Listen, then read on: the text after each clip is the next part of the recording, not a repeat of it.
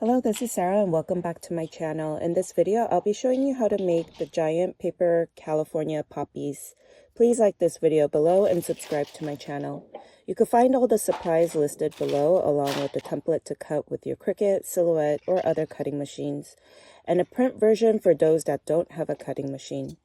First, you'll need to cut 4 petals on letter size paper or 12 by 12 cardstock paper. I am doing both a letter size version and another one with 12 by 12 size paper just to show you.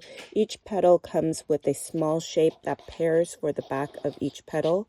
Then cut leaves on green cardstock paper, and these California poppies will need a lot of leaves, so cut at least 6 or more per flower you make. Each leaf will also have a little shape that pairs on the back, and I use white glue that I will link below and add this 20 gauge floral wire and then add the glued piece on top and hold it down for a few seconds until the glue is set, and do this to all the leaves. We'll be doing the same for the orange petals. Add glue and the wire on the small piece and glue that to the back side of the petal. It should roughly go in about halfway, a little before halfway up to the petal. Then I shape the petals by rolling it from side to side so it gives a little curve. Then I do a fan fold, but not fully folding it down. We don't want any creases, just shaping it so it has ruffles. Then I go back and shape the top petals by slightly curling it out. I'll be making another set of giant poppies.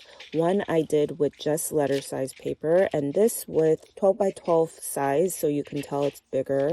And to make them bigger, you could adjust the size to fit the 12 by 12. I made it go a little diagonal to maximize as much as possible to fit on a 12 by 12 paper. Then you need 2 of the center fringes like pattern of each poppy, and I use this brownish red marker and stroke along the bottom of the fringe, a little bit on the fringe but more towards the bottom. Do this to both front and back for the 2 fringe pieces. We need 2 fringes for each flower. Then I take a coupler that matches my PVC pipe. If you are using the 3/4 inch PVC pipe, make sure to get a matching 3/4 inch coupler to insert your flower onto the stem. You could also directly attach this to the PVC pipe if you don't need it to be transportable. I do recommend a smaller PVC pipe for this if possible, since the California poppies tend to have a thinner stem. I am using a 5/8 for mine just to be a little bit thinner.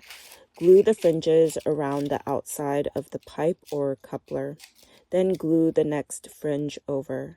Try to separate the fringes so you can see the details. Then add glue on the bottom of the petal and attach the sides onto the remaining coupler and a little bit onto the fringes. I make sure the petal is slightly slanted back so that it helps the center of the petal curve back. Add the next petal across the first one the same way, and then the remaining 2 will crisscross and go in between. Once all the petals are attached, cut off the remaining floral wire.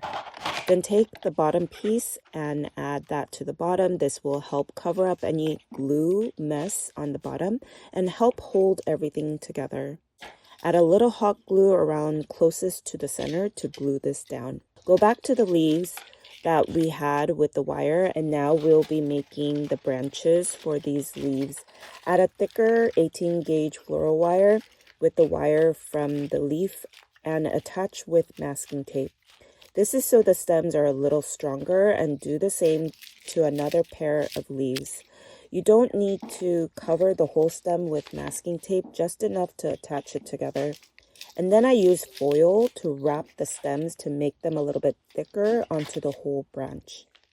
Then go back and use masking tape to wrap the whole foiled area.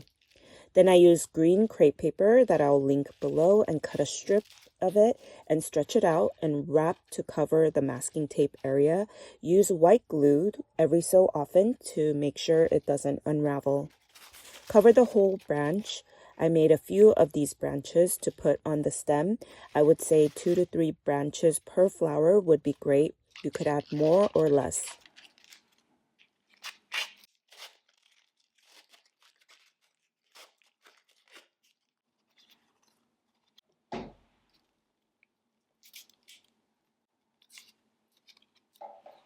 This next part is for the little buds you see with the California poppies.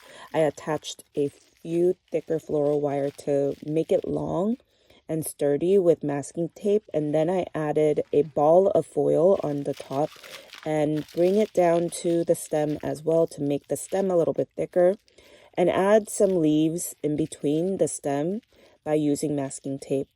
Then go onto the foil again and then add some leaves again, every so often alternating to make it look like a branch. Then use masking tape to cover the whole foiled area.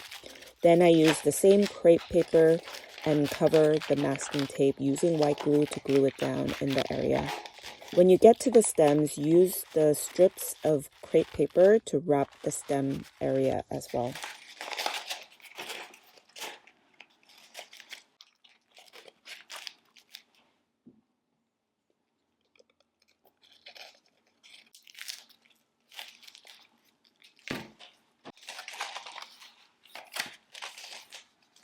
This part will be for the base of the giant paper flower so it could stand on its own, and the stem. I like to use the Rapid Set Cement All, and I haven't really experimented with other types of concrete. This one has a light gray finish and smooths on its own. Comes in a smaller box if you want to only make a couple, or a bigger bag if you want to make a lot of stands. I'll be using plastic plant saucers that you can find in the plant section as our mold, and I'm using an 8-inch size, but there are bigger sizes if you want to add multiple flowers in one base. I use duct tape to guide my 3/4 coupler of my 3/4 inch PVC pipe. That will be my stem, so that it will come apart to transport in a car. If you're using a different size PVC pipe, get the matching coupler. Add duct tape on only one end of the coupler. These will be found at Home Depot, Lowe's, or on Amazon, and I'll try my best to link all of this below the video. Make sure you are being safe and wear gloves and a mask so you don't breathe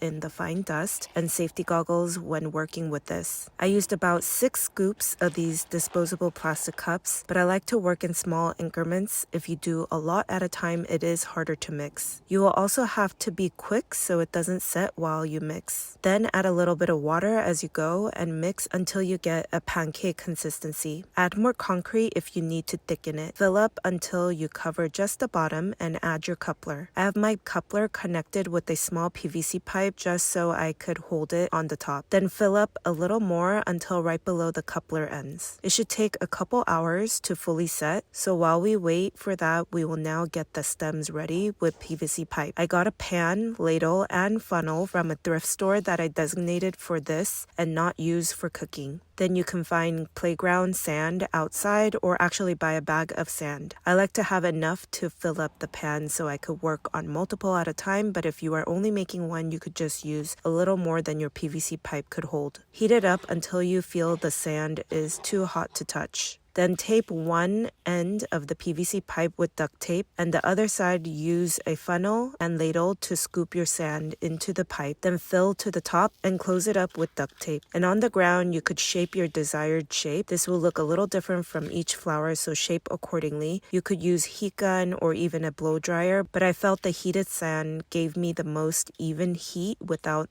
kinking the pipe. Then take the sand back out. I also have metal backdrop stands if you don't want to DIY them.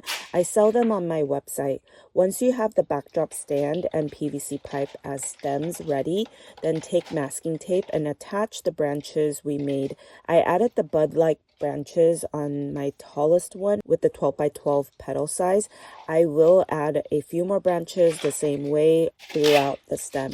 Then take a strip of crepe paper and stretch it out and wrap the whole PVC pipe from the top to the bottom, and use white glue every so often so it doesn't unravel. You could also cut and restart when you hit the branch, or try to cover it as best as you can as you go down the stem.